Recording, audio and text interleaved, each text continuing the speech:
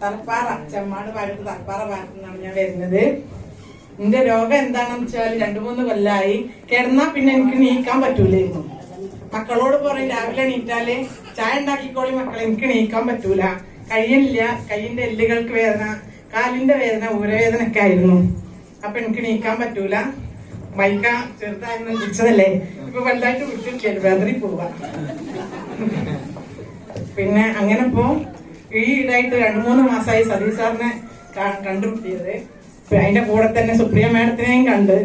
2-3 പ്രാവശ്യം എന്റെ അടുത്ത് വന്നു. 2-3 പ്രാവശ്യം ഞാൻ മടക്കി വിട്ടു, കയ്യിൽ പൈസ ഇല്ല വാങ്ങാന് എന്നൊക്കെ പറഞ്ഞിട്ട്. ഏതായാലും പിന്നെ മക്കളും എന്നോട് പറഞ്ഞു വാങ്ങണ്ട അമ്മ, എന്തെങ്കിലും തട്ടിപ്പായിരിക്കും എന്നൊക്കെ.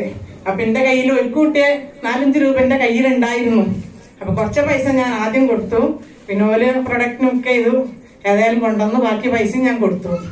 പിന്നെ ഞാൻ കഴിച്ചു തുടങ്ങിയപ്പോ 2 ആഴ്ച ഞാൻ കഴിച്ചു തുടങ്ങിയപ്പോ എനിക്ക് തോന്നി എന്റെ കയ്യിന്റെ എല്ലുകൾക്കൊക്കെ വേദനക്ക് കുറവുണ്ടെന്ന് തോന്നി.